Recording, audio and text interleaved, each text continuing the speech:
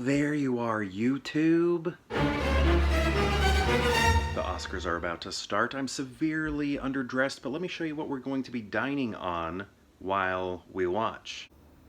Supermarket sushi and a beer, an Illinois Kolsch by Riggs Beer Company.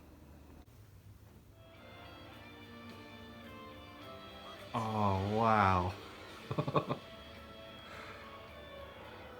Oh, that is so cool. Ladies and gentlemen, your host for this evening, Jimmy Kimmel.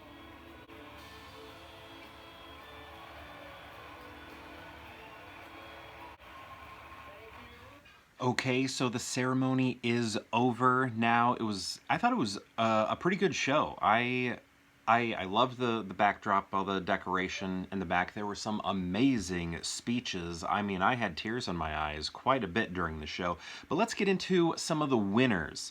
How did Kimmel do? I think he was fine. But yeah, let's get into the winners. This won't be in the order that they were presented, just because the website that I'm on right now doesn't have them in order. But Best International Film, All Quiet on the Western Front. I think we all saw that coming, right? Then, because it was nominated for Best Picture. Then, Best Live Action Short went to An Irish Goodbye. Best Animated Short. Did I say animated before? Best Live Action Short. I think I did say that correctly. An Irish Goodbye. And then Best Animated Short, The Boy, the Mole, the Fox, and the Horse. It did not go to My Year of Dicks. Then Best Documentary Short Subject went to The Elephant Whisperers. Then Best Documentary Feature went to Navalny. How do you say that? Help me pronounce that. Then we went to Best Production Design. This was between The Fabelmans, Elvis, Babylon, Avatar, and All Quiet on the Western Front. I was not expecting All Quiet on the Western Front to win. It was the one that won. I was thinking maybe Babylon or Elvis, maybe more Elvis, as I think where that could have gone just because it was so glitzy and everything. Then we have Best Makeup and Hairstyling. That went to The Whale. And others that were nominated were All Quiet on the Western Front, The Batman, Black Panther, Wakanda Forever, and Elvis. And I think ultimately The Whale was expected, but you know, the makeup was really good in The Batman when you're looking at the Penguin. Even like Tom Hanks in Elvis, I thought that was pretty good. But when I look at all the clips, I haven't seen The Whale yet, but when I look at all the clips, I do feel like that was a pretty strong transformation, where you could still see Brendan Fraser. When I watch The Batman, I really don't see Colin Farrell. Like, he fully disappears. I don't know if that's a good thing or a bad thing or what, but that does happen. But The Whale seemed like a perfect, blend, I guess.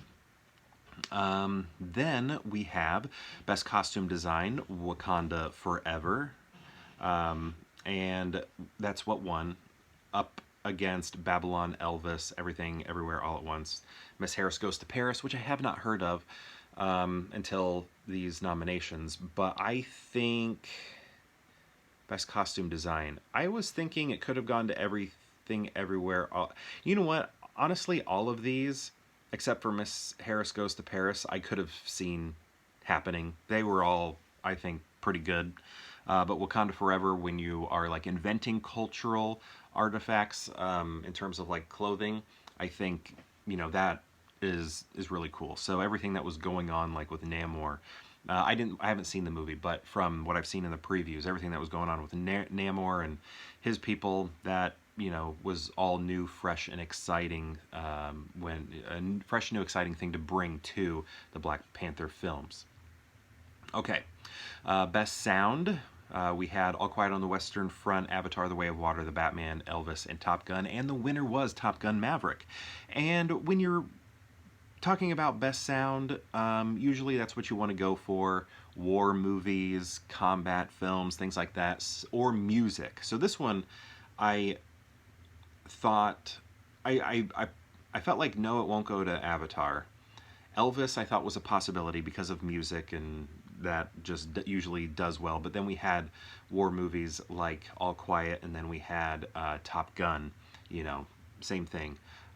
but fictional and everything. So I thought that was a pretty good field, and it went to Top Gun. Best visual effects, we had All Quiet on the Western Front, Avatar: The Way of Water, The Batman, Black Panther, Wakanda Forever, and Top Gun. This went to Avatar: The Way of Water, which I think makes sense when you have everything that James Cameron is doing and pushing it so far ahead of everybody else. You just got to hand it to him, right? So that one, I feel like was a given. The only reason I think maybe they would have strayed from that is maybe they thought it was a boring choice, because it was like, well, do we want to just keep giving these Avatar movies as they come out this award? But, you got to give credit where it's due. All right, next we had Best Original Song. Oh, okay, we had one called Applause. Diane Warren, she's been nominated a bunch and has not won competitively yet. From a movie called Tell It Like a Woman, then Hold My Hand from Top Gun, and Lady Gaga performed, and I thought her performance was really good. And she's filming Joker 2. She's playing Harley Quinn, and I think she's still in that mindset, because when she was on stage, I was like, is she like, still mentally in a Harley Quinn space? Because she wasn't gonna perform. Do you remember that? She wasn't gonna perform, and then last minute, maybe we either found out yesterday or today, I can't remember which, that she was going to perform. And she wasn't going to because she was making the Joker 2. And when you're seeing her on stage, I'm like, is this Harley Quinn performing? I wonder if she's a little kind of 50-50. She's Lady Gaga and Harley Quinn in this moment. Or, divide that into three. Maybe there's some Harley Quinzel in there too. So, I don't know, but I thought it was great. It felt very raw. And yeah, it was just, I don't know, I liked it. I thought it was exciting. Then we had Lift Me Up for Black Panther. Rihanna sang that.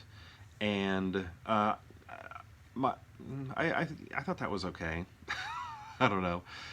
Then Natu Natu from RRR. I thought that was a very exciting, fun song. And then the production that they had along with it was great. And then This Is a Life from Everything Everywhere All at Once, which had, Talking Heads in it. So, that one was weird. So basically, I was rooting for Lady Gaga and, what's going on here? Something's happening to my computer. I'm going to say wait, I guess. Okay, so yeah, I was rooting for Natu Natu and Lift Me Up, the one that Gaga sang. And Natu Natu won, so definitely really good. Best Original Score, the nominees were All Quiet on the Western Front, Babylon, The Banshees of Inisherin, Everything Everywhere All at Once, and The Fabelmans. And out of all of those, the only score I noticed was maybe The Fabelmans a little bit, and then All Quiet on the Western Front. And I thought that one was great. I really did love that score. I thought it was a fantastic score. So I guess you could say, like, rooting for that one, and I was expecting it to win because it was the one that, like, I was like, oh, I like this, as I was watching the movie. Best film editing was between The Banshees of Inisherin, which I didn't think had a chance, Elvis, which maybe because it's so frenetic and interesting, and that's kind of what makes that movie cool, and then Everything Everywhere All at Once, and then Tar, and then Top Gun Maverick. And here I thought it was going to be Elvis or Everything Everywhere All at Once, and it did end up being Everything Everywhere All at Once, which is, makes total sense because we are cutting back and forth to all of these different universes all throughout the multiverse. So that was really, that I feel like that was expected. That was a good win. It made sense, all of that. Best Cinematography, All Quiet on the Western Front, Bardo, False Chronicle of a Handful of Truths, never heard of it, Elvis, and then Empire of Light, never heard of it, but Roger Deakins did that one, and then Tar. So this one ended up going to All Quiet on the Western Front, which when I look at those movies, that was the one that impressed me the most in terms of cinematography. Next was Elvis, and then Tar. So I was like, well, it's probably going to be one of the three that I know, and I think it's going to be All Quiet, because again, that's the one where I was like, ooh, I like that, ooh, I like that, ooh, I like that. Okay, now we are at Best Original Screenplay. We had The Banshees of Inisherin, we had Everything Everywhere All at Once, we had The Fabelmans, we had Tar, we had Triangle of Sadness. I really like Triangle of Sadness a lot, and Everything Everywhere All at Once. Those, to me, I think were some of my top films that weren't like populist movies of everything that was nominated. So I guess all of that to say, I was kind of rooting for two of them in like an art sense, but I was also kind of rooting for The Fablemans because of Steven Spielberg. And you know, what does it mean? Best screenplay? Does it mean like what's on the page, or is it also sort of the revealing yourself, the artist revealing themselves? So I was kind of thinking like, wouldn't it be nice if maybe it was given to Spielberg out of like a relative bravery in doing that, telling this family secret, putting it on the page, all of that, and just as a way to sort of honor him, everything he's done for cinema. I thought that would have been a nice thing to do. So I was kind of rooting for that one quite a bit as well. Did not happen though. So Mr. Spielberg did not win. That went to Everything Everywhere All at Once, the Daniels. Okay. Next, we have Best Adapted Screenplay. We have All Quiet on the Western Front, Glass Onion, A Knives Out Mystery. I didn't think that movie was that good. Living, then which I haven't seen, and then Top Gun Maverick. Then, man, a lot of people wrote Top Gun Maverick. Look at all those names. My goodness. And then we had Women Talking. Women Talking felt very much like a play, but that dialogue was great, I think, the back and forth. It was everything that we were, I mean, and I know screenplay isn't just dialogue, but I don't know, here it was good, because I know much more goes into screenplay, and in that case I think maybe some of the other ones might have been better, but when we're talking about dialogue, between actors, between characters, I totally saw Women Talking winning, and I think I predicted that one. Talked about it when I did my ranking, or if I had a ballot, an Oscar ballot, which was the video before this one. So if you want to watch what all this is about, go to the video that came out before this one. Next we have Best Director. We had Martin McDonagh for The Banshees of Inisherin. Then we had the Daniels for Everything Everywhere All at Once. Then we had Steven Spielberg for The Fablemans, Todd Field for Tar, and then Ruben Östlund for Triangle of Sadness. Here, I think I was rooting for Spielberg and the Daniels. I kind of had two. Either one of those would have made me very happy. The Daniels, just because I think everything that is in that movie is so wild, so out there, so different, complex, and to keep all of that together, just, I'm sure, was a difficult task. So I thought they were very deserving. And then Spielberg, again, sort of a to honor him, his career. I don't really like to do that for awards, but Spielberg's my favorite director, so I guess in a way I am okay with sort of like that sort of win, because I don't know if I would be if it was just a movie, but because this was about his life and sort of the path that got him to where we knew him as, it felt like, in a way, maybe that is what Best Director means, or what Best Director could mean. So I was rooting for him there. But also the Kwans, or sorry, not the Kwans, the Daniels, Daniel Kwan and Daniel Scheinert. Scheinert. I was rooting for the Daniels and Steven Spielberg, expecting the Daniels to win, but, you know, it would have been cool if they would have tossed one to Spielberg for writing or for director. I think that would have been a nice, cute, kind, cool thing to do, like a show of respect or whatever. But that's not necessarily what the show is about. But I'm able to sort of shift things a little bit and think about it in a way to where it's not them recognizing a career, but also like a bravery, comparative bravery in a sense. Okay, a relative bravery. Okay, next we have Best Animated Film. This was between Pinocchio, and then Marcel the Shell with Shoes On, then Puss in Boots, The Last Wish, then The Sea Beast, and Turning Red. I think everybody knew this was going to go to Guillermo del Toro's Pinocchio, because I remember I mean, I haven't seen it, but I remember a lot of people being like, when it came out, when it was available to watch, people were like, you know what, that could be a Best Picture winner. It is that great. It is flawless. It's that good. And I just loved. I had a chance to meet Guillermo del Toro at a screening of Crimson Peak, and we gave him a standing ovation after the movie, and he was just brought to tears. And then when seeing him brought to tears again with Pinocchio as he won, it was just like very beautiful, and you can see how much movies mean to him, and I loved that. Crimson Peak is so good, by the way. Not my favorite film of his. Is it? No. Is it? Maybe it is. I don't know. I gotta think about that. Okay, now let's move on to best supporting actress. Ooh, this one. This one I got wrong. I did not think what happened was going to happen. And this was kind of like, if you go back and watch the footage. Okay, so we had Angela Bassett for Black Panther 2. Then we had Hong Chow for The Whale. Then Carrie Condon for Banshees of Inisherin. Jamie Lee Curtis for Everything Everywhere All at Once. And then Stephanie Hsu, is that how you say it? I can't remember. For Everything Everywhere All at Once. And I thought it was going to go to Carrie Condon, because sometimes the Academy does not follow what all the other award shows are doing. And I thought, although did Carrie Condon win the BAFTA? I can't remember.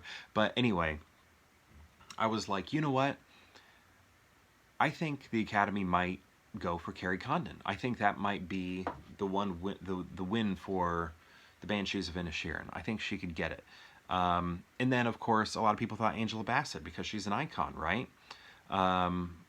And Jamie Lee Curtis won at SAG, and SAG is very telling because the acting branch is enormous, but SAG is very enormous. It's bigger than the acting branch at the Academy, so it can't always give you an in, but it could.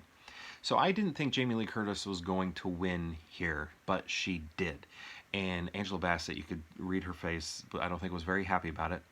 Or she was disappointed, I should say. It's not like she was unhappy that she won, but I think she was disappointed that she did not win, that sort of thing. Go back and watch the footage.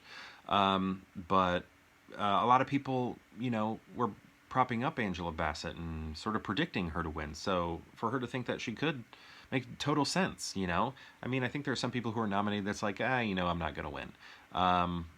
And honestly, Jamie Lee Curtis kind of, in my eyes, sort of felt like that until SAG. Then I was like, oh, I guess maybe she's, a possibility. It felt, then when that happened, it felt like a three-way race. But yeah, ended up being Jamie Lee Curtis, which I would have gone Carrie Condon myself. That was my vote, and that was my guess.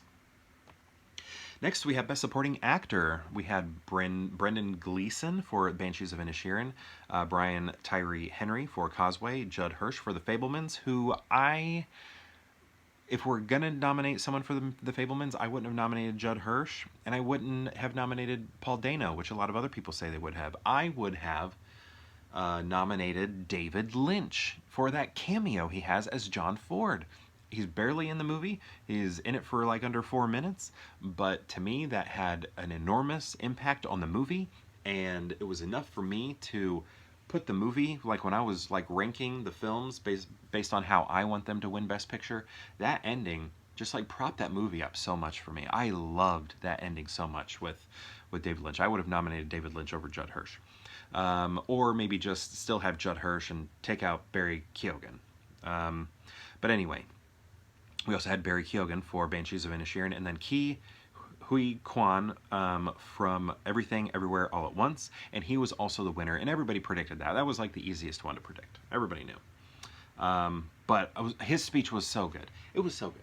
It was so fantastic. Everybody was so happy. People were crying. I was crying. It was so good. My wife and I were just so happy. It was so great to see that happen. A child star from an era of child stars that have a difficult time moving into adult stardom, and he did it. He did it, and it was just like amazing and great and powerful. It was just so cool to see a Goonie up there, to see Short Round up there. and that he's still there. You know, that's what he keeps saying. You know, he's in Encino Man, and he would say to Brendan Fraser, "We're still here. We're still here," and it was just like so great that they are still there. Um, so next we have Best Actress between Kate Blanchett for Tar, Anna de Armas for Blonde, Andrea Riseborough for To Leslie, Michelle Williams for The Fablemans. I feel like Michelle Williams was supporting after watching that movie. I think she was supporting. Then Michelle Yeoh for Everything Everywhere All at Once. And the race was between Kate Blanchett and Michelle Yeoh. And I think Michelle Yeoh totally outacted Kate Blanchett. And I love Kate Blanchett. I think she's so great. I'd probably call her one of my favorite actresses. But I just think I think Tar was one of her weaker works, actually. Not the entire film, but sort of near the beginning, that interview scene, I was like, I don't, what? Why? Where's everybody thinking this is like the greatest of the year? And when I was watching Everything Everywhere at Once, watching Michelle Yeoh, it was like, I mean, she's dominating. She totally deserves this. This is like her year. She better win. I feel like she is far above everybody here. So I was very happy to see her win. That was a great win, also. Next, we have Best Actor. We had Austin Butler for Elvis, Colin Farrell for The Banshees of Inisherin, and Brendan Fraser for The Whale. And I think if it was a three-way race, those were the three. Then we had Paul Mescal for After Sun, and then Bill Nye for Living, which I don't know anything about that movie. I should probably look into that. So let's say it was a three-way race between the first three that I mentioned. If it was a two race, it was probably Austin Butler and Brendan Fraser. I thought Austin Butler was very good, but I haven't seen The Whale. But I've come to really like Brendan Fraser. I mean, he is in Encino Man, and that's one of my favorite childhood films. And The Mummy, I wasn't always into. It was a little sillier than I wanted it to be, but I love George of the Jungle. I don't know. He just seems like a great guy, right? I don't love all of his movies, but he seems like a great guy. And so I guess I was rooting for him for that, right?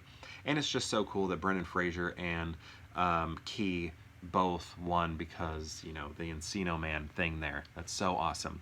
But yeah, that was a good win. I was very, very happy for Brendan Fraser there. Next, we have Best Picture. Our nominees were All Quiet on the Western Front, Avatar: The Way of Water, The Banshees of Inisherin, Elvis, Everything Everywhere All at Once, The Fablemans, Tar, Top Gun Maverick, Triangle of Sadness, and Women Talking. If you want to know how I would have voted, watch the video before this one. And I talk about each one of those movies. I probably won't do it in here again, but I'll probably talk about a few because I had for my top two how I would have voted Triangle of Sadness and Everything Everywhere at Once. And I was like, you know what, this is very tough. I kept wanting to flip them back and forth because I was doing this in real time. And ultimately in the video, I landed on Triangle of Sadness. But after I made the video, I was like, I should have put Everything Everywhere. And then I was like, no, I like that I put Triangle. And then I was like, it should have been Everything Everywhere. And then I went back to Triangle. And then as I was watching the ceremony and seeing these great speeches happen with Jamie Lee Curtis and Key, I was like, okay, no, I want Everything Everywhere to win again. And then it ended up happening. But I was just kind of, back and forth. I mean, I knew Triangle of Sadness didn't have a chance at all. I think we all knew it was going to be Everything Everywhere at Once. And I think the entire planet predicted that right, except for a few people who thought maybe All Quiet on the Western Front may pop in. But yeah, I was very happy when everything won. That was a great win, and I'm excited for it. That's our first science fiction winner. Our first science fiction Best Picture winner, if you do not count The Shape of Water. If you maybe you count The Shape of Water as fantasy, right? So we have that in Lord of the Rings, Return of the King. But this is our first science fiction film to win, and that's really cool. We've had a lot of great science fiction films in the past. And that was kind of my struggle when I was trying to figure out how I would vote. It was like, would I put this at 1 or 2 in ranking? And I was like thinking about all those great past science fiction films that didn't win, right? But one has to win eventually, right? And I think it's really cool that this movie did, especially because like multiverse is such a thing right now. We're seeing it in a lot of movies. Or does that mean it's a tired topic? I don't know, but I think it's kind of cool now, right? And then it I don't know. We just saw it was so silly. There were so many weird things in it, and that's what I loved about Triangle of Sadness too.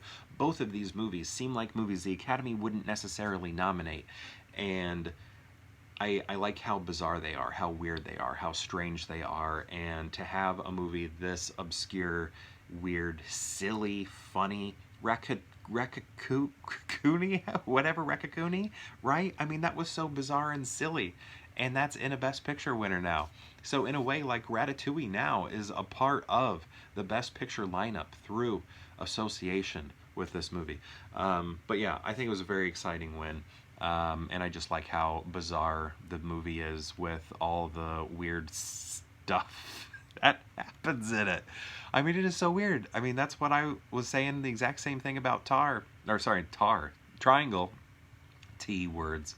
Triangle, how, like, there was just spoilers barfing and dumping all over the place, and I just loved that. And I was like, this is so funny for this to become a Best Picture winner. And the same thing for Everything Everywhere. It's such a weird winner, such a silly, odd, thoughtful winner, all wrapped into one. So awesome winner in my eyes.